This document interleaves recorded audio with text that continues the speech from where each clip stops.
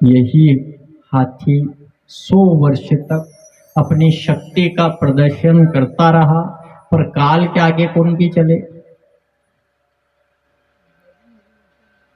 जिसने पकड़ लिया, यमदूत ने जिसको जकड़ लिया है, भले घर के बैठे हैं, परिवार के बैठे हैं, चारपाई पे आके बैठे हैं, बचाए बचाए बचाए को न तो भाई ने बचाया, न बहन ने, न कोई पोपा जी, बुआ जी, बेटे, पत्नियां, रिश्ता नाता सब आके बैठ गए, कोई नहीं बचा पाया। उस समय उसको लगा कि संसार झूठा है, कोई किसी का साथ देने को, आखिरी बीच में तो खूब दे देंगे साथ, और आखिरी में किसका, तो सरोवर में पुष्प दे के आया कमल का, एकम पुष्पम समर्पयामि, भगवान को समर्पित किया, और भगवान द्वारिकाधीश उसी समय पहुंचे। एक क्षण में ग्राहक को सबसे पहले मुक्ति प्रदान करी, और दूसरे में गज की मुक्ति प्रदान करके, और अपने गरुड़ के समान चतुर्भुज नारायण के रूप में अपने धाम को ही लेते गए। बोलिए द्वारिकाधीश भगवान की जय हो, सावरिया सेठ की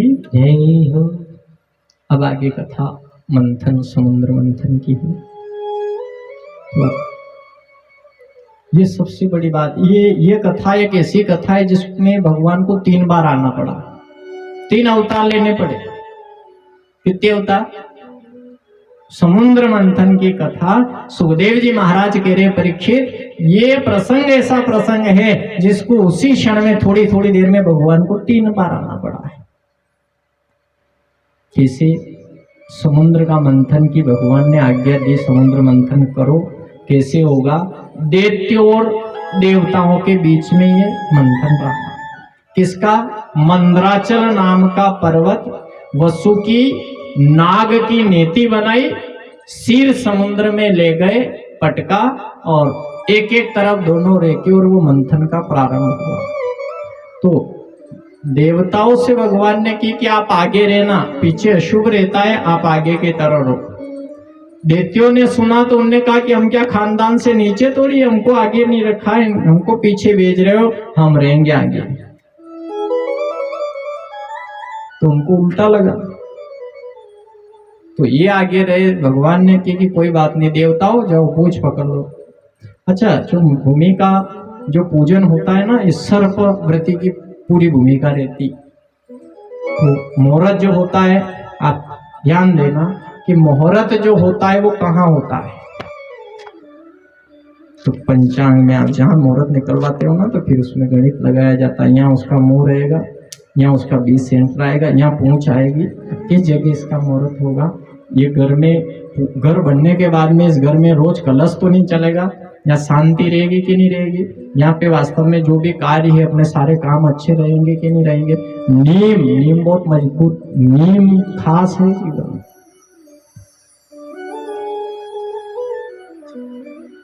अच्छा, बिल्डिंग भले 5 मंजिल हो ने, नीम कमजोर हो तो गिरेगी कि नहीं गिरेगी? रामेश्वर जी, गिरेगा कि नहीं? कहा कि भले देखो, पर ये थंबा खड़ा किया, इसके बांधे में कुछ नहीं, नीचे से अगर बिल्कुल ऐसा है, पर ऊपर से ऊपर कुछ नहीं है, जो कुछ भी है सब नीचे है।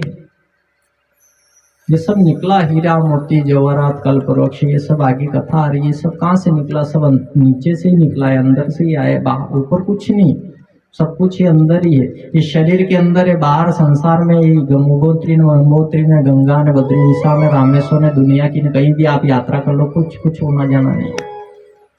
ये बुद्धि का संचार के लिए ईश्वर जब आया और इसने प्रकृति में ये जो सब कुछ बनाया, तो इसमें कहीं ना कहीं भगवान ने देखा कि इंसान की बुद्धि में कहीं परिवर्तन आ जाएगा, बद्री विशाल आएगा, तो उसको कहीं ना कहीं शांति प्रदान होगी और समझेगा जीवन को। वहां गया ना, आदत में सुधार नहीं किया तो फिर मतलब नहीं निकला। गंगा जी गया, डुबकी लगाई, उसमें सुधार नहीं आया। या तो कहा 7 जन्म के पाप कट जाएंगे, तो पाप क्या कटे? शिव जी ने पार्वती से एक बार कहा कि ये पाप कटा कि नहीं कटा? अरे कटा नहीं, और चढ़ गया इसके। तो क्यों चढ़ा? एक बहुत बड़ी कथा है। एक तरफ वास्तव में कहा है गंगा पाप काट रही है, वो उसकी जगह सही है, काटने का जो काम हो रहा है वास्तव में हो रहा है, पर गलती ऐसी हो रही है कि जिससे कट नहीं रहा है और कहीं ना कहीं बढ़ गया है। तो यहाँ भी इस कथा के अनुसार भी यही ज्ञान दिया जा रहा है कि इनको कहा था पीछे पीछे नहीं रहे, आगे रहे, और आगे रहे वो पीछे लग गए। ये सर्वव्रती है, एक तरफ इनने खींचा एक तरफ इनने खींचा, और जैसे ही खींचते खींचते वो मंदराचल अंदर जाने लगा। भगवान ने कश्यप रूप धारण किया और उसको अपने पीठ पे धारण किया। फिर मंथन चला तो थोड़ा हुआ तो सर्प के मुख से भयंकर ला निकली। पहले क्या निकलने लगे? उस सांप में से, समुद्र में से कुछ नहीं निकला। खींची ने पहले तो उसको दर्द हुआ क्योंकि सांप था, सर्प था, वसुकी। भयंकर गरम गरम ला निकली तो दैत्यों के जाके लगी। दैत्य घबराए। उस दिन से दैत्य काले पड़ गए। कैसे हो गए? कैसे हो गए? वो काले कलोटे से हो गए। भागे। उन्होंने कहा नहीं नहीं नहीं लेना हमको आगे, हम तो पीछे ही जाएंगे। भगवान ने कि तुम खानदान ऊंचा करने के लिए आगे आ रहे थे, तो फिर नहीं मांगे तो सब ये ऊंचा और कारा कारा भैया पीछे जाओ। उनको पीछे रखा, देवताओं को आगे रखा, तो जो निकलना था वो तो निकल गया। फिर मंथन शुरू हुआ तो सबसे पहले ध्यान देना कि सबसे पहले क्या निकला? जेर निकला।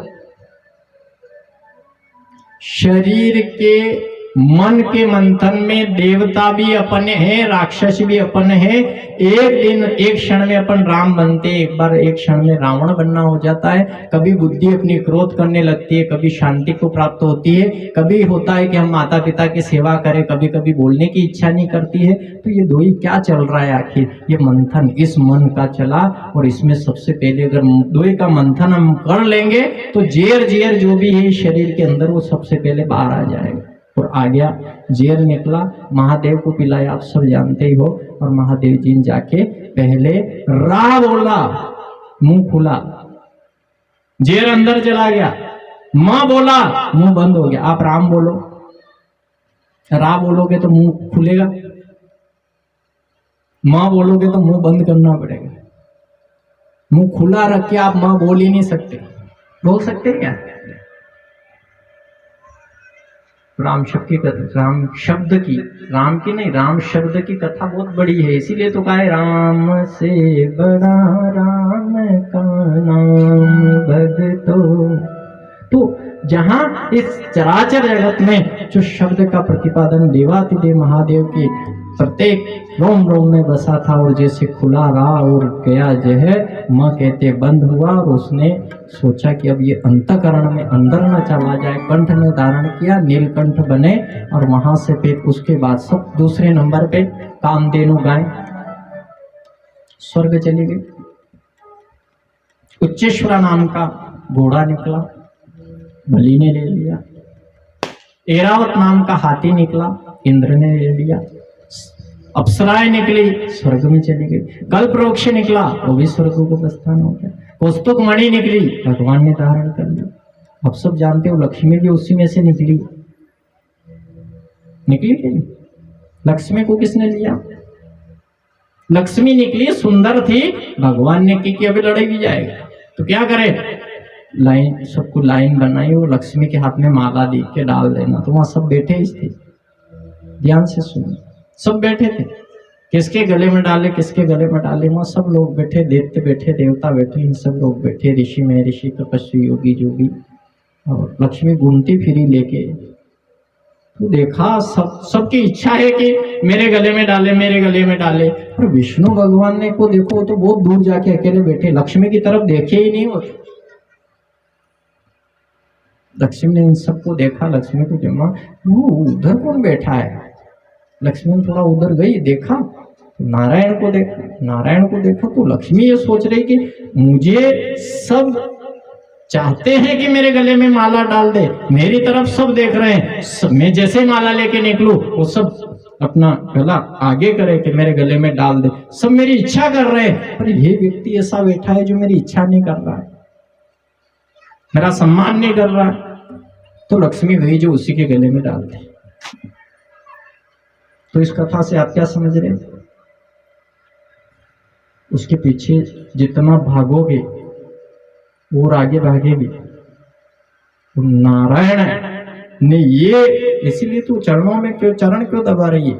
ये कथा कश्यप, ये जो लक्ष्मी का आवरण है, ये लक्ष्मी जो चरण कमल दबाती है, भगवान शेष शैया पे सोते हैं। अच्छा, भगवान के महल वैकुंठ सब कुछ इतना है, भगवान कहाँ क्षीर समुद्र में रहते हैं? कहाँ रहते हैं? समुद्र में। किस पे सोते हैं?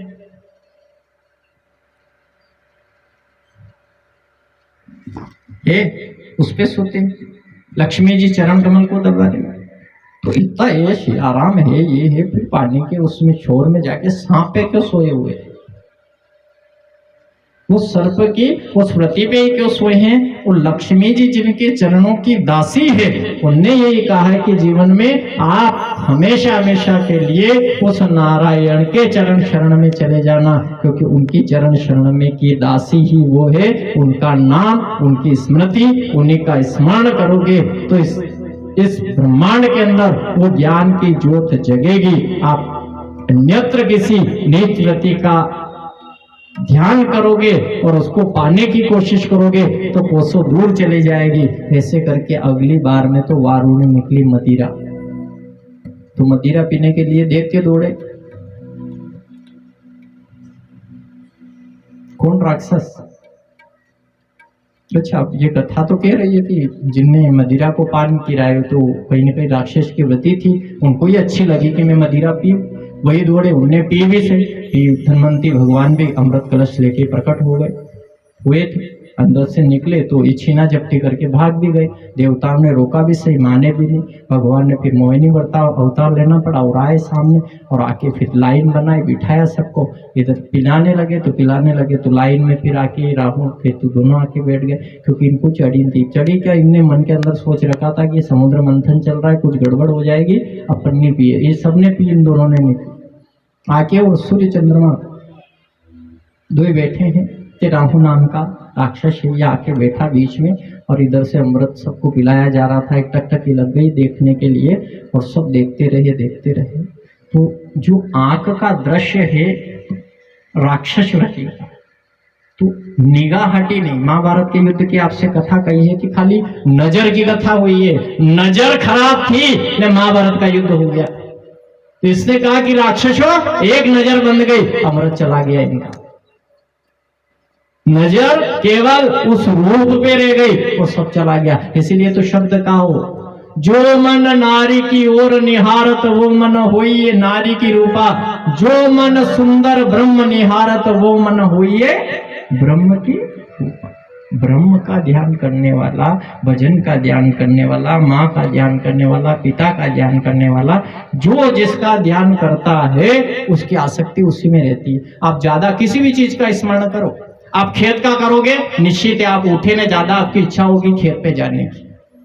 और किसी की गाड़ी चलाने की ज्यादा इच्छा है, वो मन में बार बार सोचे गाड़ी गाड़ी गाड़ी, तो उसको मौका मिला नहीं कि गाड़ी उठे ही ना भागेगा। टीवी देखने की है तो देखेगा, मोबाइल की है, मोबाइल के बिना रोटी भी नहीं खाएगा। ये कोई क्या मोबाइल हाथ में रहेगा तो यूं मोबाइल रहेगा तो रोटी में जाएगा नहीं, जाएगा ही नहीं। आप खराब कर हो गई है कि ये तो किसका, आपसे तो एक पहला ही शब्द कह दिया था कि भोजन कर रहे हैं तो भगवान का हो सके आप ज्यादा देर में कुछ बोलना हो भी जाए तो जितना हो सके कम बोलो। भोजन करते वक्त भगवान का शब्द नाम लेकर भोजन करो, भले 2, 5, 10, 15 निवाले में ईश्वर का नाम लेके ही भोजन करना चाहिए। तो यहाँ सुखदेव जी महाराज ने कहा, परीक्षित, जहाँ इसने ऐसा कृत्य मचाया कि अमृत पिलाते पिलाते इस राहु ने भी आके पिया, और सूर्य चंद्रमा का इशारा हुआ, चक्र चला, गर्दन कटी, धड़ अलग, गर्दन अलग, ये भी अमर हो गया, ग्रहों में गिनती हो गई। सूर्य चंद्रमा को ये लगता भी है, और ये बार बार ये ग्रहण होने का ये सारा वरदान भी प्राप्त हो गया। और ऐसे करके जहाँ लड़ाई हुई यहाँ बलि मारा गया, और बलि मरा, गुरु को पता चला, शुक्राचार्य जी आए, उनके पास विद्या थी, गुरु के पास विद्या थी, मरे हुए को जिंदा कर दे, तो उन्होंने वापस बलि को जिंदा किया। कहा तू पागल है, इतना समझ नहीं पाया, मेरे से बिना पूछे यहाँ क्यों आ गया तू, क्यों मंथन करने आया था? उन्होंने कहा गुरुदेव गलती हो गई। फिर अश्वमेध यज्ञ हुए और कहीं गंगा के घाट पे जाके यज्ञ शुरू हुआ। उन्होंने कहा कि यज्ञ करके अपना पुण्य बढ़ाओ, पुण्य बढ़ाओ। मैं कहूँ जैसा का एक समय ऐसा आया और यज्ञ करते करते वो ऐसा महान दान करते करते करते करते उसका ऐश्वर्य शक्ति इतनी बड़ी कि सब लोगों पे फिर उसका राज्य हो गया। ये गुरु की महत्ता किसकी है?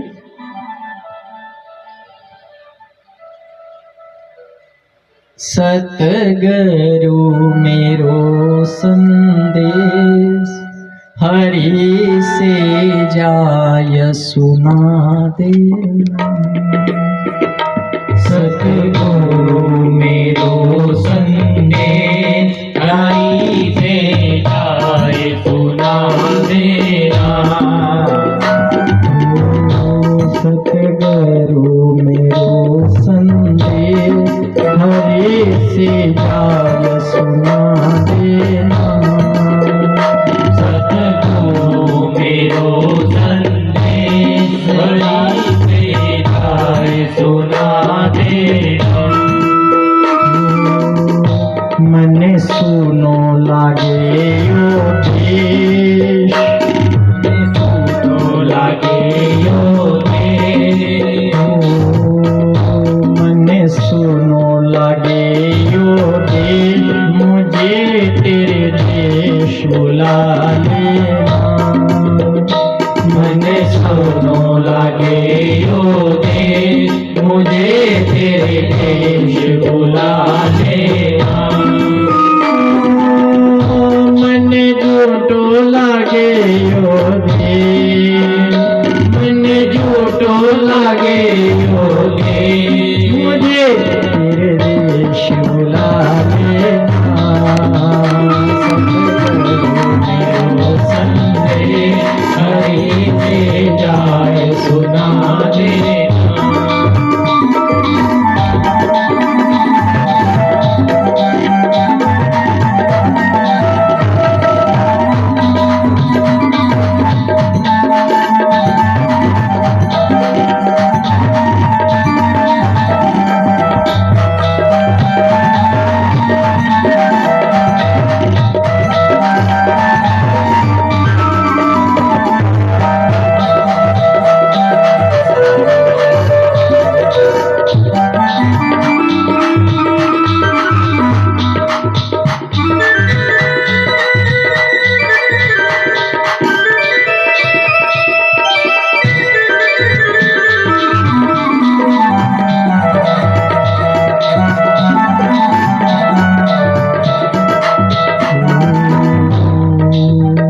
मैं तो द्वार द्वार पर आई, पर आके तो देखे भिखारी।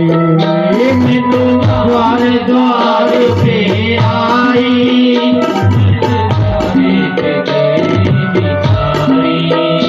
मैं तो द्वार द्वार पर द्वारी, पर बैठे हैं बहुत भिखारी।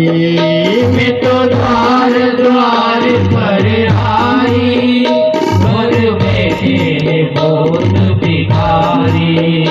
ओ दाता एक द्वारिका दी, दाता एक द्वारिका दी, दाता एक द्वारिका दी। मुझे तेरे गाँव बुला लेना। दाता एक द्वारिका दी, मुझे तेरे गाँव बुला लेना।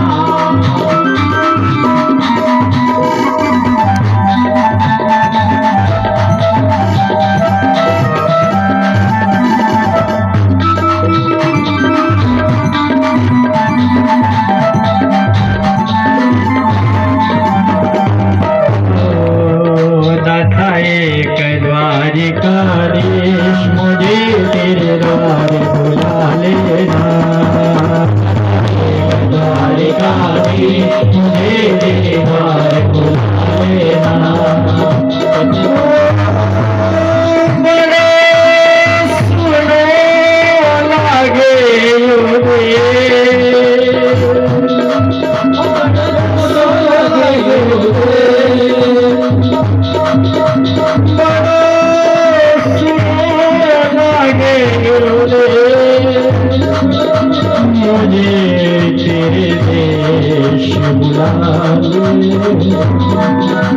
चलो लगे दरवेश मुझे बुला लेना, लगे मुझे दरवेश बुला लेना,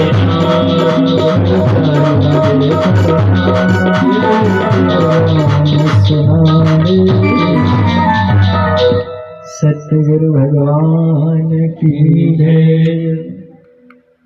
गुरु के अमृतमय वचन से बलि को वापस जिंदा किया गया।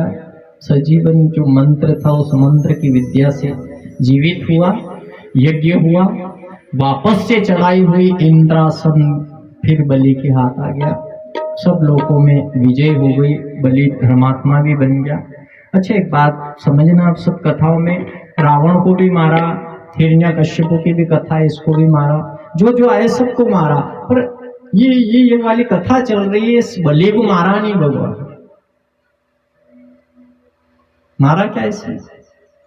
भगवान ने इसको मार नहीं सके, इसको मारा भी नहीं भगवान, वो उल्टा हो गया इसमें। देखो कथा में ऐसा हुआ है, हे परीक्षित, जहां बलि ने सभी प्रकार से अपना आधिपत्य ग्रहण किया और जो उससे बना, हमेशा यज्ञ शुरू हुआ, गुरु की चरण शरण में था, इसलिए उसका हित नहीं हुआ, तो सभी देवी देवता घबरा गए, क्या करें। तो उस समय कश्यप, अदिति दोनों ने पयोव्रत किया। कौन सा व्रत? देव भगवान के कहने पर पयोव्रत किया। पयोव्रत किसको कहते हैं? दूध कितना? देखो सही, आप कथा के सार को देखो। व्रत आप भी करते हो, व्रत सब करते हैं, तो व्रत कैसा होता है? तो कहा पयोव्रत फाल्गुन शुक्ल पक्ष की एकम से द्वादशी 12 दिन का अखंड यज्ञ, ये यज्ञ रूपी व्रत है। और इस व्रत में केवल एक दिन एक आधी चम्मच, आधी की आठ मान लो, ये छोटी सी चम्मच दूध लिया, बस इसको पयोव्रत कहा। अच्छा आप एक चम्मच भरी दूध पी लो, खाली ने भूखा रही जाओ आप उधर।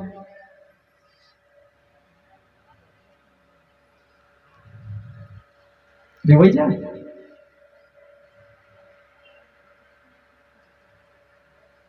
बड़नगर जैन पापड़ा 5 किलो तो फल मंगागा पेला इतना कि काले अपने एकादशी है, 1 किलो फलिया, इतने दूध की व्यवस्था, इतना मिठाई चाहिएगी, इतना ये चाहिएगा, वो चाहिएगा, दुनिया भर की सारी व्यवस्था जोड़ी गई। लेकिन यहाँ का 1 दिन से 12 दिन और 12 दिनों में केवल कितना दूध? छोटी 1 चम्मच। सात्विक रहना, भजन करना, जल्दी उठना, संध्या उपासना करना, नियम इतने तगड़े नियम रहे। देखो शरीर का मंजन, आपको कहीं बोल दिया मंदिर की एक बात ये कही आपसे कि भले आपने मंदिर बनाया है, पर ये मंदिर इसलिए बनाया है, आप मंदिर पे बैठते हो, चाहे भावना थोड़ी कहीं ना कहीं थोड़ी बहुत तो अच्छी रहती है, बात अच्छी होती है। मंदिर माताएं जाती है तो गीत ही बोलेगी, अच्छा वहां मंदिर भी जाने की नंदिया थोड़ी लगेगी। ऐसे कोई गीत गाने जाते वहां तो कोई भी बात हो जाए वहां तक ठीक है, तो भगवान के मंदिर पे तो भगवान की बात होनी चाहिए। ये कथा जहां से प्रारंभ हुई, नेमी की शारण्य पावन तीर्थ से, वहां पे 88,000 मिले ऋषि, तो संत से संत मिले, उन्हें भगवान की बात करी, कोई संसार जगत की दूसरी बात नहीं करी। अगर कोई मंदिर जाता है तो मंदिर में जाके बैठता है तो मंदिर में इस मंदिर के परम पिता परमात्मा का ही नाम लेता है, कोई अच्छी बात करता है, सदा सदा के लिए मंदिर में जाते हैं। जैसा मंदिर मकान, अगर मंदिर जैसा मकान में वो आवरण, वो आभा आ जाए तो फिर उस मकान में कोई तकलीफ रहेगी क्या? तो क्या भगवान जसो मकान, तो मकान में तो पुजारी जी बैठे हैं और आपने मशीन लगा दी है, बज रही है, आपने कहीं पैसे दी मिले, अपना तो घंटी पर वाजेगा। पटेल बा पैसा हुए करी ना, बड़ी मशीन मिल दी, घंटिया परबारी आ जाएगा। अपन दान भी दे रहा, परबारा सेवा करेगा, हपड़ा धोपड़ा नशा पड़ा के अपना टाइम भी बोले ठीक है, ये अच्छा काम है और वास्तव में अपना कर्म धर्म बंद था, अपनों ने कर दिया। तो कोई तो ऐसा समय, ऐसा योग इस जीवन के लिए ऐसा हो रहा है कि सब उनके सुपुर्द कर दिया, तो आपने 12 महीने में 1 मिनट भी जाके और वहां देखा? 1 मिनट 12 महीने में भी आपने जाके देखो। कोई भी अपनी व्यवस्था करते, आप भले हारी रखते हो, कोई भी देख रेख के लिए कोई भी ये करते हो, तो आप देख रेख करते हो कि नहीं? आपसे यूं नहीं कह रहे कि वहाँ पुजारी जी को जाके देखना कि वे पूजा कर रहा कि नहीं कर रहा, कि ये कि वो नहीं। आपने जो भगवान का हाथ लगा के, वो पैसा लगा के स्थापना करी, भगवान का जो द्वार बनाया है, उस द्वार में जाके आपने 12 महीने में भी एक बार जाके निरीक्षण किया है कि नहीं किया? और अगर आप कर लेते वास्तव में उसी ढंग से, तो ये सोच लेते कि देखो ये पूरी नगरी ने मिलकर मंदिर बनाया और ये मंदिर है, इसमें भगवान बैठा, पूजा हो रही है, सुबह शाम हो रही है, हम सब भी महीने महीने भले 12 महीने में एक बार अपना द्रव्य दे रहे हैं। ये मंदिर कितना सुंदर है, कितना अच्छा लग रहा है। अगर कोई दुख है, कोई समस्या है, मंदिर में जाने के बाद एक क्षण के लिए वो भूल जाता है। अगर वैसा ही मंदिर, अगर वो सोच ले कि इसमें ऐसी क्या बात है जो मेरे घर पे नहीं है, अगर वो चीज का अनुसरण करके घर पे आ जाए, तो वो मंदिर फिर ये मकान बन सकता है। और मकान अगर मंदिर बन गया, तो अपने शरीर में, मन मंदिर में वो ईश्वर पर ब्रह्म मूर्ति जो बैठा है, वो निश्चित रूप से फिर प्रकटमय रहता है। मंदिर का ठिकाना नहीं है, मकान का नहीं है, मन मंदिर का नहीं है। बहुत सारे लोग तो अब आपसे क्या कहे, रोड पे पड़िया है, रोडिया पे पड़िया,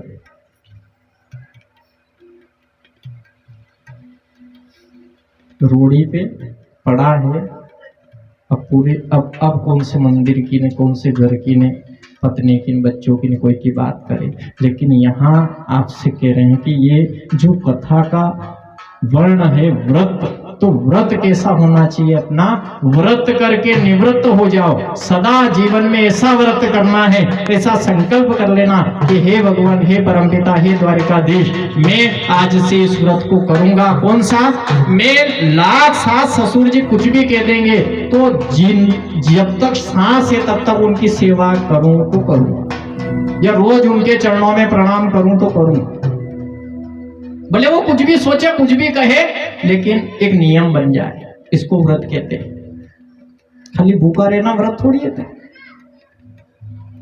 अपन भूखे रह जाए, अपना मन खराब है, इसको व्रत नहीं कहते। भूख तो वास्तव में भूखा भी रहना चाहिए, ऐसी बात भी नहीं है। मन वास्तव में अन्न की ज्यादा मात्रा होती है तो आलस्य ऑटोमेटिक बढ़ता है। जितना अगर शरीर के अंदर खाया जाएगा अन्न, वो शरीर ये जरूर है कि कहीं न कहीं प्रकार से वैसा बन सकता है, पर बुद्धि का संचार नहीं होने देगा। इसलिए कथा के प्रारंभ में यूं ही तो कहा कि सात्विक भोजन करना। कैसा भोजन करना? सात्विक भोजन करना, नीति से रहना, नियम से रहना, कम बोलना, गुरु के शब्द को स्मरण करना, व्रत करना, एक टाइम खा, अगर हो सके तो थोड़ा थोड़ा लो, 2 टाइम, अगर एक टाइम जीवना, एक टाइम अगर हो सके ना बिल्कुल निहार रह जाओ तो बहुत अच्छा है। तो उसमें पूरा सब नीति नियम बताया गया। तो अब नीति नहीं है, नियम नहीं है, व्रत में आप एकादशी कर रहे हैं, अपन अपने उसका फल कैसे मिलेगा?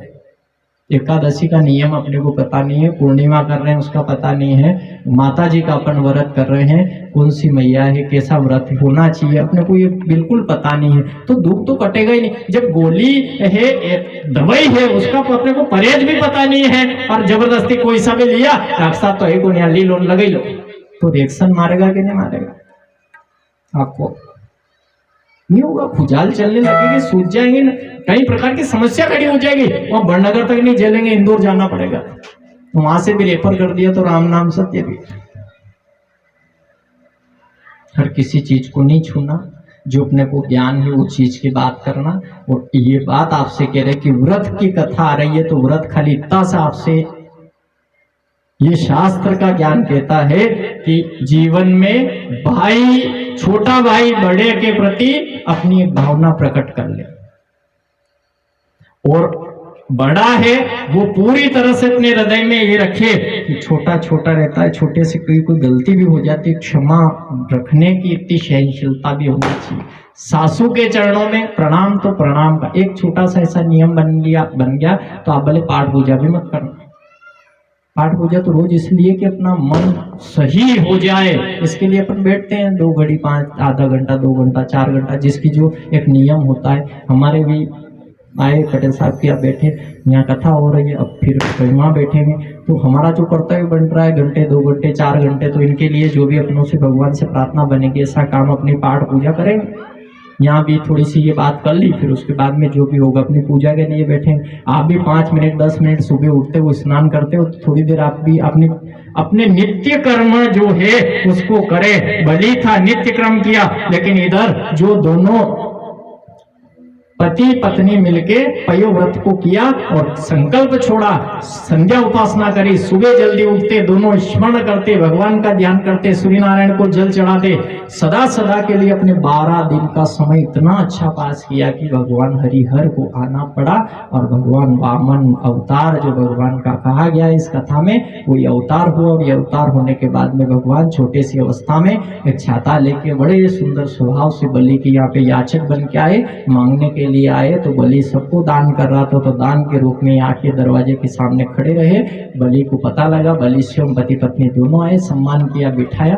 और एक बात जरूर रहा जीवन में कि ऐसा भगत भी है जीवन में जिसने ऐसा काम किया यज्ञ के द्वारा ही कि भगवान को स्वयं को इनके घर द्वार मांगने आना पड़ा। भगवान मांगने किसी के वहां नहीं गया, कोई सी भी कथा में वर्णन नहीं आया है। तो कहा भी सही, तेरे द्वार खड़ा भगवान भगत भर दे रे, आज लुटा दे रे सब कुछ अपना, मान ले कहना मेरा। आज लुटा दे रे सब कुछ अपना, मान ले कहना मेरा।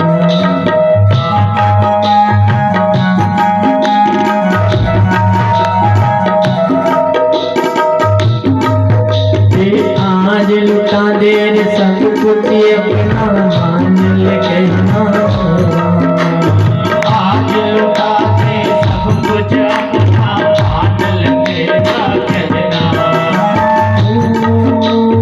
फिर ना ये समय आएगा, जन्म जन्म का फिर रे, भगत भर दे रे,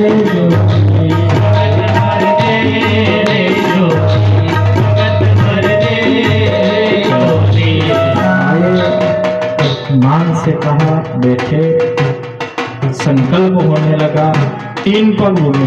देखो धन यहाँ मांगना भी क्या हुआ, यहाँ ये ढोल बंद करवा दो 2 मिनट, काजू तो ढोल वाले से कहते 2 मिनट रुकना है ना।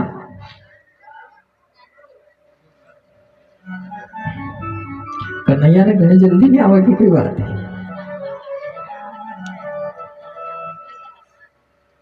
देखो खाली 1-2 मिनट आपका ध्यान करनिया रख लेना, उसके बाद आपकी इच्छा हो जितना नाचना ठीक है ना, थोड़ी 5-10 मिनट हुई नाच के घर निकल जाना, चाय पीना, आराम करना, फिर अपने अपने काम में लग जाना। तो सुबह उठ के अगर आपका ऐसी इच्छा हो तो भगवान का एक थोड़ा स्मरण जरूर रखना है, अपने घर को अच्छा रखने के लिए। और किसी को अच्छा नहीं करना है अपने को, आपको दान ये कोई कुछ भी करने की आवश्यकता नहीं। आप तो खाली अपना घर संभालो, अपने घर पे बैठो आराम से, और घर पे भगवान की बड़ों की पूजा सम्मान, अपनी वाणी को सुधारो, अपने क्रोध पे कंट्रोल करो। और सदा सदा के लिए श्री हरि का 10-20 मिनट रोज जो अगर ध्यान करने लग गए, गुरु नाम लेकर, और आप उस शब्द का स्मरण रोज करो, आपका 3 महीने तो बहुत होते हैं, पूरे घर में वास्तव में एक तरफा वापस एक अच्छा आचरण आ जाएगा।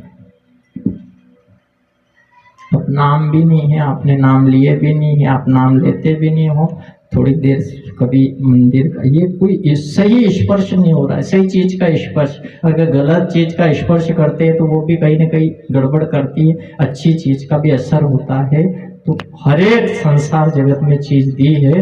अगर ये बलि के यहाँ भगवान याचक बन के आए तो बलि बैठा और बलि से कहा कि बलि संकल्प कर ले। उसने कहा कि नहीं, मैं तो ऐसा हूँ कि दूंगा ही दूंगा। उन्होंने कहा कि देख ऐसा है, मैं बिना संकल्प के बिना लगता भी नहीं। लगे क्या? अच्छा, आप नाम लेते हो ना, नाम तो भी पहला आपका संकल्प होता है। क्या होता है? राम नाम लिए ना आपने, तो पहले गुरुजी ने आपसे संकल्प कराया होगा कि नीति नीति रीति। ऐसा थोड़ी कि अभी नाम लिया ना, वो वहाँ टांग दी ने फिर शीशा पकड़ के लोग वो वाले कार्य करने लग जाए, तो इससे कोई नाम की महत्ता थोड़ी होती। तो उन्हें जो नियम बताया उनके अनुसार फिर नाम का संकल्प हुआ। ऐसा संकल्प लिया, मैं मांगूंगा जो दोगे, हाँ देंगे। तो मांगो, न धन मांगा कि जितना लेना आज ले लेना, मेरी ऐसी इच्छा हो रही है आपकी सूरत देके। देखो ये अंतःकरण में भगवान छुपा है, उसने उसको पहचान, अंतःकरण में पहचान लिया कि मेरी तो ऐसी इच्छा हो रही कि अब बस कुछ नहीं रखना है, सब इसको दान दे दिया। और जो अंतःकरण में चल रहा था भगवान उस नारायण ने पहचाना।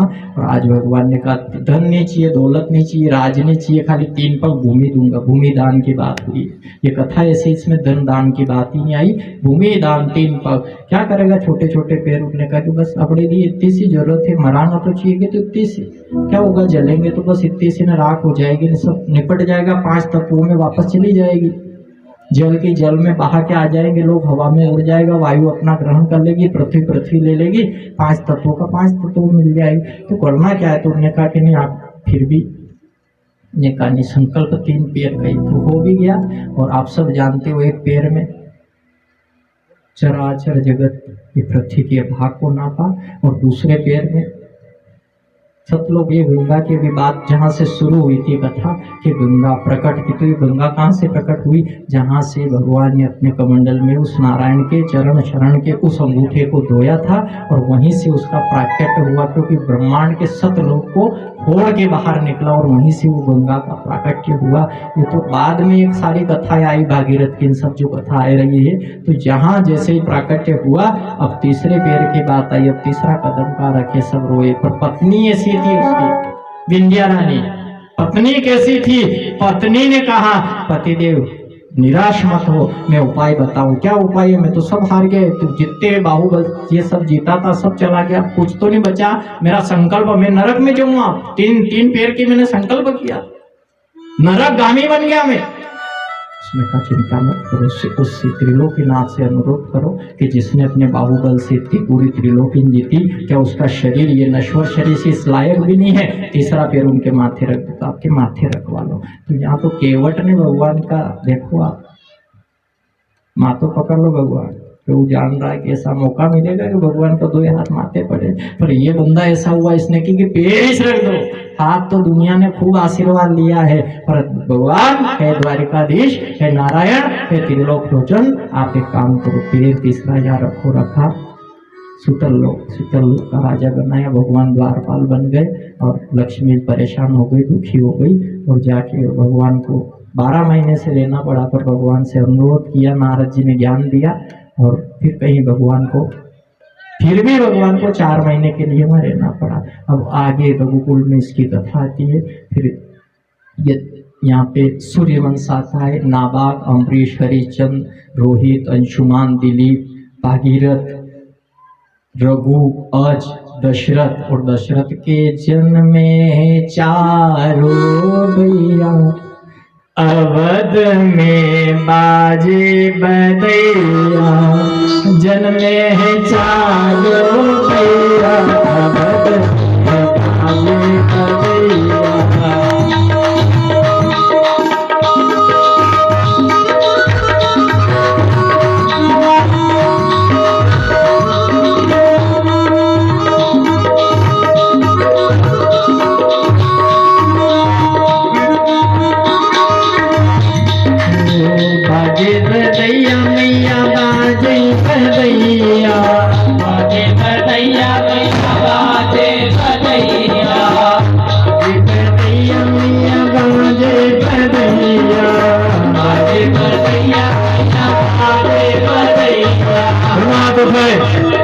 राम के चरणों में, जहाँ राम, लक्ष्मण, भरत, शत्रुघ्न चारों भाई थे, अवध, जहाँ एक जीव का वध नहीं हुआ, उसका नगरी का नाम है अवध। जन्मे है 4 भैया, अवध में भैया। जन्मे हैं चारों भैया, अवध में बाजे बधैया। जन्मे हैं चारों भैया, अवध में बाजे बधैया। आज केवल एक पेज का कथा दे रखी है इसमें, केवल और केवल 19 श्लोक की कथा रामायण की छोटे से स्वरूप में भागवत महापुराण में वर्णन किया गया। राम जन्मे और जो आप सब जानते हुए पूरी कथा को, ये वनवास और वनवास में जहाँ जहाँ भगवान के कदम गिरे, जिन जिनको उनके हाथ से तरना था सब तर गए, जिनको आशीर्वाद देना था आशीर्वाद दिया, हरण भी हुआ। और जो एक शबरी की जो आगे मित्रता की कथा है, दुष्टों के संहार की कथा है, रावण वध की कथा है, वापस आने की कथा है, और राम सीता राम राज्य हुआ। और आप ये मत समझना कि राम ने राज नहीं किया, सीता 13 साल तक महारानी रही। ऐसा नहीं कि वहां से आते ही ने उसको फिर भगवान ने त्याग दिया था, नहीं, ऐसा कुछ भी नहीं हुआ। 13 साल तक मैया रही सीता माता। राम जी ने वास्तव में राज किया, और राज करने के बाद इसके बाद ये अपवाद उठा था, इसने कहा कि मैं राम नहीं हूँ जो इतने महीने वहाँ रही। ऐसा ने धोबी का सारी कथाओं का वर्णन। आगे चंद्रवंश चला, तो चंद्रवंश में जहाँ उग्रसेन महाराज विवाह का एक सानिध्य रखा, देवकी पुत्री देवकी, जो यहाँ उग्रसेन ने अपना संकल्प लिया कि इसकी शादी नहीं करूंगा, और ये शादी के विवाह के लिए इनका पुत्र था कंस, और कंस धूमधाम से हीरे मोती जवाहरात घोड़े और जहाँ हाथी कई दान हुआ, और दान के बाद में कंस चला इनको रखने के लिए। वसुदेव देवकी दोनों आरूढ़ हुए, रथ में चले, कुछ उनकी भूमिका से बाहर निकले ही थे कि उसी समय एक आकाशवाणी हुई, और सब जानते आकाशवाणी, हे कंस, जिसको तू बड़े प्रेम ठाड़ बाट से रखने जा रहा है, जिस भगिनी को, जिस बहन को, ये वसुदेव के साथ में, याद रख इसी की 8वीं संतान तेरा काल होगी, तू मृत्यु के घाट उतर जाएगा। आग बबूला हो गया, क्रोधी हो गया, उतरा नीचे और तलवार निकाली, देवकी को मारने दौड़ा। वसुदेव जी ने पकड़ ली तलवार और कह दिया, ये संकल्प देखो, ये क्षत्रियों का मेरा वचन आपसे है कि आपको इससे खतरा है कि पुत्र से। उन्होंने कहा पुत्र से खतरा है तो इसको छोड़ दो, जितने भी पुत्र होंगे, अष्टम पुत्र की बात करो आप, 1 से लगा के 8 पुत्र जो होंगे सब मैं तुमको समर्पित कर दूंगा। पुत्र से खतरा है तो उसको मार देना। ज्ञान अज्ञान, अज्ञान ज्ञान बन जाता है। यहाँ से एक बात हो गई संकल्प की, और ये सारा जो झमेला है चराचर जगत का, ये संतों वहां जाके उसने तो उसको जेल में बंद कर दिया, और पहली संतान के बाद में उसको बाहर निकाला था। पर नारद ने की कि पाप बढ़ने चाहिए, कम नहीं होना। जो कम ज्यादा में तो फिर लाइन गड़बड़ाएगी, तो उनने फिर वापस से उससे कहा, एक पुष्प के द्वारा बताया उसको कि ये कौन सा पहला 8वां कोई सा भी हो सकता है, काम करो इनको अंदर ही रहने दो। फिर अंदर ही रखा, और महामाया की भी कृपा हुई, 6 पुत्रों का इनने वध किया। 7वां महामाया के रूप में माया प्रकट हुई, और माया से भगवान ने जो विधि को बताया उसमें बलराम का स्वरूप, जहाँ ब्रज भूमि है, जिस ब्रज भूमि को मस्तक पे लगाया जाता है, ऐसी पावन भूमि में जाके, और भगवान ने माया को जो संकेत दिया था, उधर का गर्भ इधर खींच के रखा, और 7वां गर्भ कंस को लगा नष्ट हो गया है, गिर गया है, लेकिन गिरा नहीं, ये भगवान की माया थी, माया ने सारा कार्य किया। अष्टलोक में भगवान आए, यहाँ से संकेत करके भगवान को एक टोकरी में पधराए, यहाँ से वसुदेव जी ने माथे रखा, और उधर जो माया बनी, और माया ने वहां जो जन्म लिया, उसकी माया के आने का और इधर भगवान के ब्रज में जाने का समय हुआ। बोलिए द्वारिकाधीश भगवान की जय। ताले सब टूटे प्रभु चमत्कार से। भगवान आया, एक बात को पक्का कर लेना, ईश्वर आता है तो बंधन को तोड़ देता है, जेल से बाहर निकाल देता है। और आप सब जानते हो माया को वापस लेके आए तो वापस जग गई थी, हथकड़ियां वापस लग गई थी। माया बांधती है और भगवान के मायापति बंधन से छुड़ा देता है। बेड़िया सब कटे प्रभु चमत्कार से, बेड़िया सब कटे प्रभु चमत्कार से। अब कटी प्रभु चमत्कार से, बेड़ियां अब कटी प्रभु चमत्कार से। उनका ब्रज में तो जाना गजब हो गया, जाना गजब हो गया, उनका गोकुल में जाना गजब हो गया, गोकुल में जाना गजब हो गया। पहले बार सब सोए चमत्कार से, सारे सब सोए चमत्कार से, पहले बार सब सोए चमत्कार से, सारे सब सोए चमत्कार से। उनका माथे बिना गजब हो गया, गोकुल में जाना